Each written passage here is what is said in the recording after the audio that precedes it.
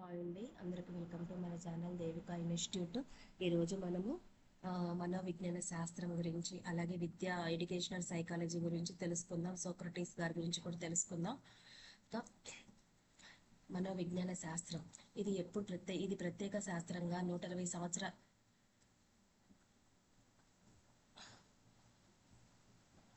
120 సంవత్సరాల క్రితమే ప్రారంభమైంది. అన్ని సంవత్సరాలు అవుతుందన్నమాట. ఇందులో విల్ హెల్మ్ వూంట్ అనే అతని గురించి మనం ప్రత్యేకంగా చదువుకోవాలి. ఇతను 1897లో జర్మనీలో జింగ్ అనే ప్రాంతంలో మనోవిజ్ఞాన శాస్త్రానికి సంబంధించిన ఒక ప్రయోగశాలను ప్రారంభించాడు. ఇది డైరెక్ట్గా బిట్టిచ్చారండి. ఏమని ఇచ్చారంటే ప్రయోగాత్మక మనస్తత్వ శాస్త్రం యొక్క తండ్రిగా పరిగణించబడుతున్న వారు ఎవరు అని ఇచ్చారు.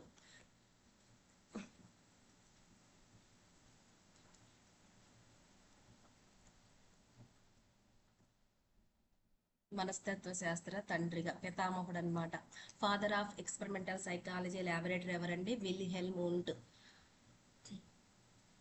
ఇది ఎప్పుడు స్టార్ట్ అయిందండి? 1897లో. ఇది కూడా ఇచ్చారు. జర్మనీలోనండి. జర్మనీ గుర్తుపెట్టుకోండి. ఏ ప్రాంతంలో అండి? జింగ్ అనే ప్రాంతంలో ఇది ప్రయోగశాలని ప్రారంభించారు. ఇంతకుముందు ఈ మనోవిజ్ఞాన శాస్త్రం అనేది ఎలా ఉండేదంటే, ప్రారంభంలో మనోవిజ్ఞాన శాస్త్రం అనేది సాంప్రదాయమైన స్వతంత్రమైన ఒక వైజ్ఞానిక శాస్త్రంగా ప్రారంభమైందని చెప్పవచ్చు. అయితే 19వ శతాబ్దం మధ్య వరకు మనోవిజ్ఞాన శాస్త్రం అనేది ఎలా ఉండేదంట? తత్వశాస్త్రంలో ఇది భాగంగా ఉండేదంట.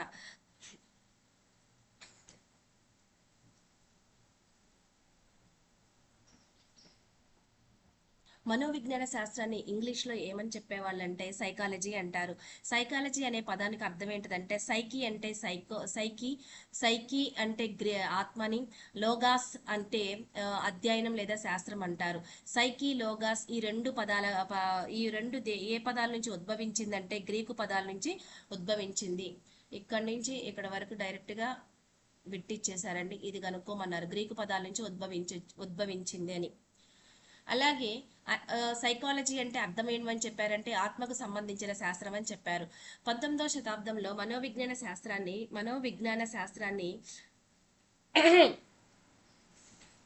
మనోవిజ్ఞాన శాస్త్రాన్ని చేతన శాస్త్రానికి సంబంధించిందని పరిగణించారు. ఈ మనోవిజ్ఞాన శాస్త్రం అనేది అంటే పురాతన గ్రీకు తత్వశాస్త్రవేత్తలు ఏం చేశారంటే ప్లేటో, అరిస్టాటిల్ ఇది ఆత్మకు సంబంధించిన శాస్త్రం అని భావించారనమాట. వీళ్ళు గ్రీకు తత్వవేత్తలైన భావవాదుల కింద ప్లేటో, సోక్రటీస్ వీళ్ళందరూ భావవాదులండి. వీళ్ళందరూ ఏం చెప్పారంటే మనోవిజ్ఞాన శాస్త్రం అనేది ఒక ఆత్మకు సైన్స్ ఆఫ్ సోల్ అని భావించారు. అంటే వాళ్ళు ఎందుకు అలా చెప్పారంటే, ఒక విషయాన్ని శాస్త్రోక్తంగా వివరించాలంటే దానికి తగినన్ని ఆధారాలు అవసరం. అంటే కొన్ని ఆధారాలు కావాలి. కొన్ని చోట్ల కూడా మనం ఏం చేయాలంట? పరిశోధనలు కూడా చేయాలి. ఆత్మకు ఇటువంటి పరిశీలనకు అందుబాటులో ఉన్న మూర్త పదార్థం కాదు. ఆత్మను పరిశోధన చేయాలంటే మూర్తం కనిపించేది కాదు కాబట్టి అది అమూర్త భావానికి సంబంధించింది. ఆత్మ అనేది అమూర్తకు సంబంధించిన విషయం కాబట్టి ఆత్మ ఉన్నదా లేదా, ఉన్నట్లయితే దాని స్వభావం ఎలా ఉంటుంది, ఇటువంటి విషయాలన్నిటికీ వాళ్ళు ఏం చేశారంటే ఇవన్నీ కనుక్కోవడం చాలా కష్టం కాబట్టి తర్వాత దాన్ని వాళ్ళు ఒక్కొక్కరు ఒక్కొక్క రకంగా వాళ్ళు డెఫినేషన్ ఇచ్చారనమాట. అయితే మనోవిజ్ఞాన శాస్త్రాన్ని చేతనానికి సంబంధించిన శాస్త్రంగా పరిగణించారు. ఈ మనోవిజ్ఞాన శాస్త్రాన్ని పరీక్షించడానికి అనేక పద్ధతులు ప్రవేశపెట్టారు. అందులో అంతఃపరిరక్షణ పద్ధతిని కూడా ప్రవేశపెట్టారనమాట. మెథడ్స్ ఆఫ్ ఎడ్యుకేషనల్ సైకాలజీ ఉంటాయి కదా, అందులో అంతఃపరిరక్షణ పద్ధతి కూడా ఒకటి. పరిశీలన పద్ధతి, అంతఃపరిరక్షణ పద్ధతి, ప్రయోగ పద్ధతి. అలాగే 20వ శతాబ్దం ప్రారంభంలో జేబీ వాట్సన్ అతి ముఖ్యమైన ప్రవర్తనవాదాన్ని ప్రవేశపెట్టాడు. అంటే మనోవిజ్ఞాన శాస్త్రాన్ని ఈయన ఏమని చెప్పాడంటే ప్రవర్తనవాదాన్ని పేరు పెట్టాడు అనమాట.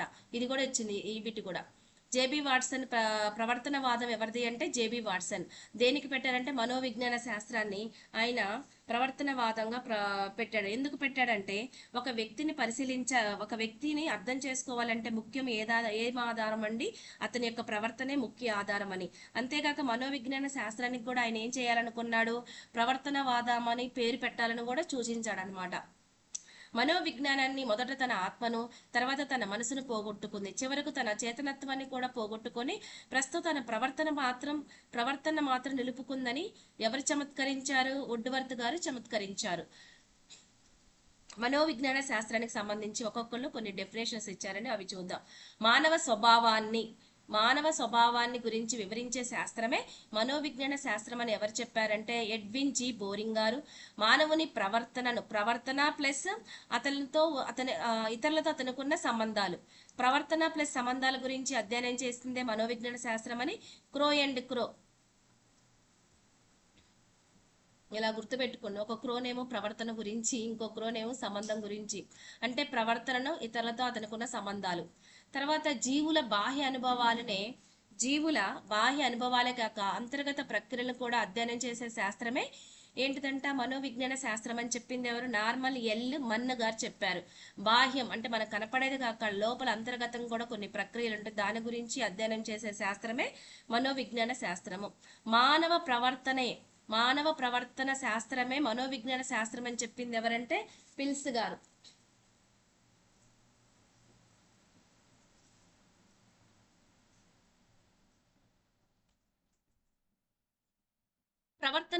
ప్రవర్తన ఉండాలి, అనుభవాలు, ఈ రెండు, ప్రవర్తన ప్లస్ అనుభవాలు శాస్త్రమే మనోవిజ్ఞాన శాస్త్రం అని చెప్పింది ఎవరు? స్కిన్నర్. ఈ చెప్పిన అత్యున్నతమైన డెఫినేషన్ ఏంటంటే వీళ్ళందరూ చెప్పిన దాంట్లో వ్యక్తి ప్రవర్తన ప్లస్ అనుభవాలు, ఇదే అన్నిటికంటే ఉత్తమమైన మనోవిజ్ఞాన శాస్త్రానికి మంచి డెఫినేషన్ అని చెప్తున్నారనమాట. సోక్రటీస్ గురించి తెలుసుకుందాం. ఇతను ఎవరంటే గ్రీకు తత్వవేత్త. ఇతని భావవాదానికి సంబంధించిన వ్యక్తి అండి. భావవాదాన్ని వెలుగులోకి తెచ్చింది ఎవరంటే సోక్రటీస్.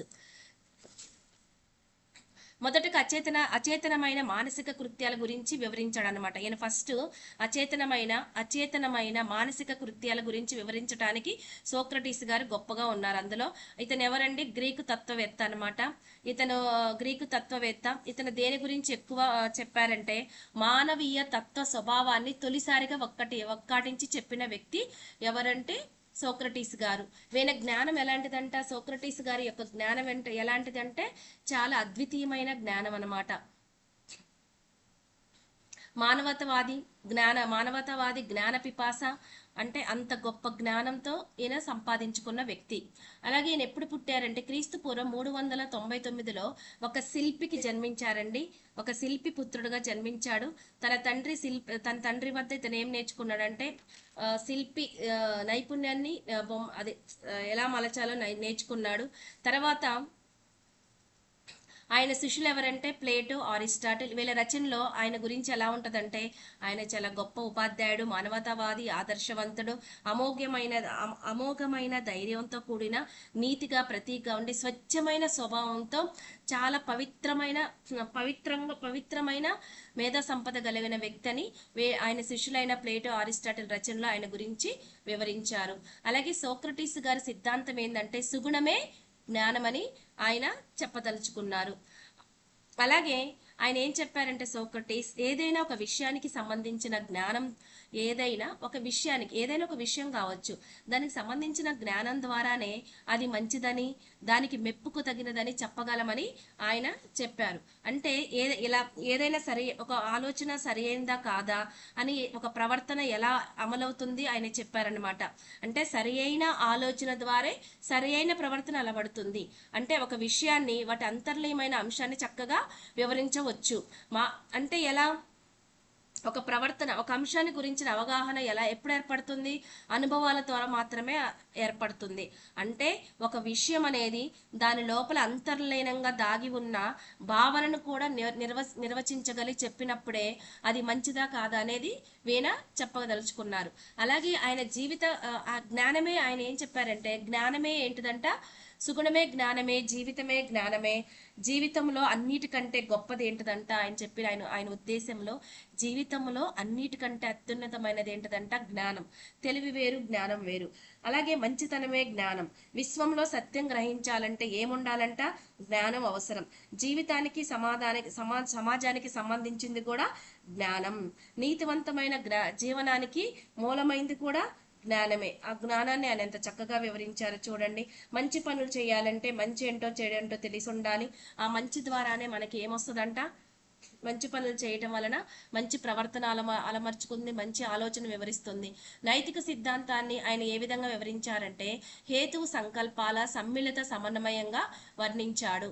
అంటే మంచిని బోధించవచ్చు, మంచి ఒక్కటే మంచే ఆనందమయమని ఆయన నైతిక సిద్ధాంతాన్ని ఈ విధంగా వివరించారు. అలాగే ఆయన పద్ధతులు అనమాట, సోక్రటీస్ గారి పద్ధతులు ఎలాంటి అంటే ఆలోచించి ప్రవర్తించు, అలాగే నిన్ను నువ్వు స్పష్టంగా వ్యక్తపరచుకో, అంటే నీకేం కావాలో నువ్వేం చేయాలనుకుంటున్నావు నీ ఆలోచనలను స్పష్టంగా బయటకు చెప్పు, అలాగే ఆత్మవిశ్వాసంతో ఉండు, ఆత్మ జ్ఞానంతో ఉండు, ఆత్మ నిగ్రహంతో ఉండని చెప్తున్నారు. మేధో పర్వతం అంటే ఎంతో జ్ఞానంతో నిండిపోయి ఉండమని చెప్తున్నారు. అలాగే నిన్ను నువ్వు శోధించుకో, అంటే నువ్వేంటిది నీకేం కావాలి అని నీ అంతరంగంగా నిన్ను నువ్వు శోధించుకొని ఆయన చెప్తున్నారు.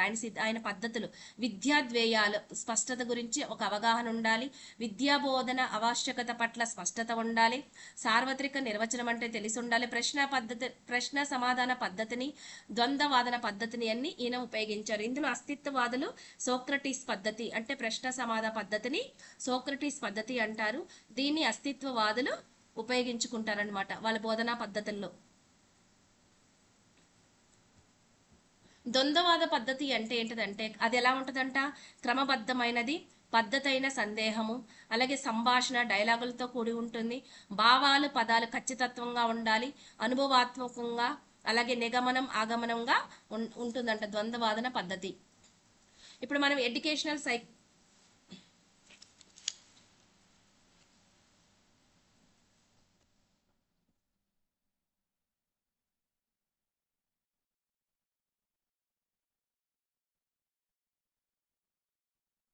ఈయన అంతః పరిశీలన ఇంట్రోస్పెక్షన్ అనే పద్ధతి ద్వారా నిన్ను నువ్వు తెలుసుకో, ఇక్కడ ఇంకోటి నిన్ను నువ్వు తెలుసుకో అని సోక్రటీస్ గారు నమ్మిన సూత్రం ఏంటిదంట, అంతః పరిశీలన అండి. ఇలాంటివి ఇంపార్టెంట్. అంతః పరిశీలన ఈ సూత్రాన్ని ఆయన నమ్మారు. అంటే దాని అర్థమైంది ఇంట్రోస్పెక్షన్ అంటే నిన్ను నువ్వు తెలుసుకో. దాని ద్వారా తనను తాను పరిశోధించడానికి, ఈ సూత్రం ద్వారా మనల్ని పరిశోధించడానికి ఆయన ప్రోత్సహించారు.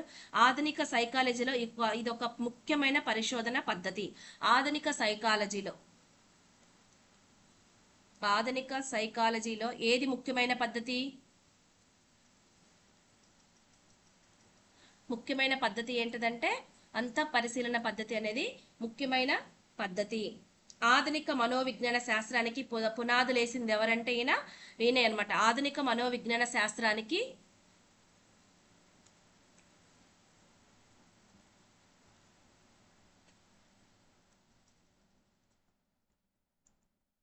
పునాదులు వేసిన వ్యక్తి ఎవరండి? సోక్రటీస్ గారు.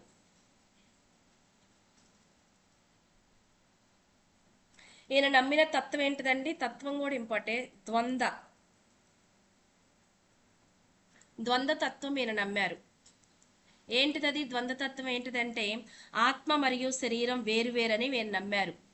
ఆత్మ మరియు శరీరం వేరు వేరు. ఎవరి తత్వం ఇది? ద్వంద్వతత్వం ఎవరిది అండి? సోక్రటీస్ గారు. అంటే శరీరం నశించిన ఆత్మ శాశ్వతంగా ఉంటుందని సోక్రటీస్ గారి నమ్మకం.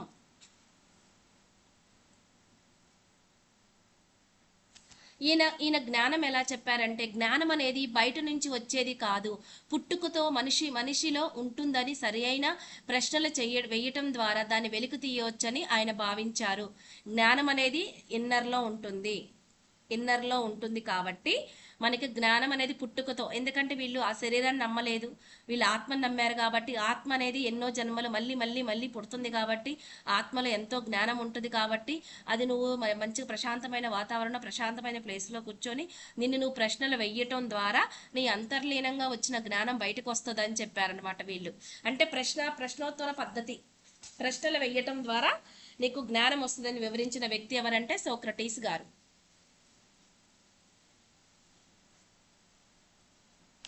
నెక్స్ట్ విద్యా మనోవిజ్ఞాన శాస్త్రం, educational meaning of educational psychology గురించి ఇప్పుడు మనం తెలుసుకుందాం. విద్యా మనోవిజ్ఞాన శాస్త్రం అనుప్రయుక్త శాఖలలో ఒక ముఖ్యమైన శాఖ, అప్లైడ్ శాఖలలో ఒక ముఖ్యమైన శాఖ. మనోవిజ్ఞాన శాస్త్ర సిద్ధాంతాలను, పరిశీలన పద్ధతులను, ఉపగమలను విద్యా విషయాలకు ఏదంటే ఈ మనోవిజ్ఞాన శాస్త్ర సిద్ధాంతాలైన పెరుగుదల, వికాసం ఇలాంటివన్నీ ఈ విద్యా విషయాలకు అన్వయించి అధ్యయనం చేసే శాస్త్రమే విద్యా మనోవిజ్ఞాన శాస్త్రం అని తెలియజేస్తున్నారు. విద్యా మనోవిజ్ఞాన శాస్త్రం ఏమి చేయదు, ఎలాంటి పనులు చేయదంటే విద్యకు సంబంధించిన ఉద్దేశాలు కానీ, లక్ష్యాలు కానీ, గమ్యాలను కానీ వివరించదు. పాఠశాలలో ఏమి బోధించాలన్న కూడా విద్యా మనోవిజ్ఞాన శాస్త్రం యొక్క పని కాదు. మరి అది ఏం పని చేస్తుంది? విద్యా లక్ష్యాలను సాధించటానికి ఎటువంటి కృత్యాలను ఎంపిక చేసుకోవాలన్నదే వివరిస్తుంది. విద్యార్థుల్లో సంపూర్ణ మూర్తిమత్వాన్ని పెంపొందించటానికే విద్యా మనోవిజ్ఞాన శాస్త్రం అవసరం. అలాగే పాఠ్య ప్రణాళిక తయారీలో విద్యా మనోవిజ్ఞాన శాస్త్రం అవసరం. పాఠ్య పుస్తకాల రచనలో, పాఠ్యాంశాలు క్లాస్ రూములో బోధించడంలో విద్యా మనోవిజ్ఞాన శాస్త్రం తప్పనిసరి. సైకాలజీ ఆఫ్ ఎడ్యుకేషన్ అనేది అంటే మనోవిజ్ఞాన శాస్త్రం ఏం చెప్తుంది? ఏమి సాధించాలన్న గమ్యాలను సూచిస్తే, ఎడ్యుకేషనల్ సైకాలజీ విద్యా మనోవిజ్ఞాన శాస్త్రం ఆ గమ్యాలను సాధించడానికి మార్గాలను చూపిస్తుంది. ఇందులో విద్యా మనోవిజ్ఞాన శాస్త్రానికి గల కొన్ని నిర్వచనాలు, డెఫినేషన్స్. బోధన అభ్యాసన కృత్యాలకు సంబంధించిన మనోవిజ్ఞాన శాస్త్ర భాగమే విద్యా మనోవిజ్ఞాన శాస్త్రం అని చెప్పింది స్కిన్నర్. విద్యార్థులు అర్థం చేసుకోవడంలో ఉపాధ్యాయుడికి సహాయపడేదే విద్యా మనోవిజ్ఞాన శాస్త్రం అని చెప్పింది ఎవరంటే పిల్. మనోవిజ్ఞాన శాస్త్రం అనేది విజ్ఞాన శాస్త్ర సూత్రాలను, సిద్ధాంతాలను విద్యారంగంలో అన్వయించటమే విద్యా మనోవిజ్ఞాన శాస్త్రం అని కొలెన్స్టిక్ అన్నారు. అంటే మనోవిజ్ఞానం సంబంధించిన సూత్రాలు, సిద్ధాంతాలు ఉన్నాయి కదా, అవన్నీ విద్యా మనోవిజ్ఞాన శాస్త్రం అన్వయించి చెప్పడం, అప్లైడ్ చేసి చెప్పటమే కొలెన్స్టిక్ అన్నారు. పుట్టుక నుంచి వృద్ధాప్యం వరకు ఒక వ్యక్తి అభ్యాసన అనుభవాలను వివరించి వర్ణించేదే విద్యా మనోవిజ్ఞాన శాస్త్రం అని క్రో గారు అన్నారు. ఓకేనండి, నెక్స్ట్ క్లాస్ మళ్ళీ కంటిన్యూ చేద్దాం. ప్లేటో ఒక్కొక్కల గురించి చేద్దాం. ఇప్పుడు మీకు చెప్పిన దాంట్లో దాదాపు 5-6 క్వశ్చన్స్ ప్రీవియస్ హాస్టల్ వార్డెన్లో డైరెక్ట్గా వచ్చినాయండి. ప్లీజ్ లైక్ చేయండి, షేర్ చేయండి, సబ్స్క్రైబ్ చేసుకోండి. Thank you so much.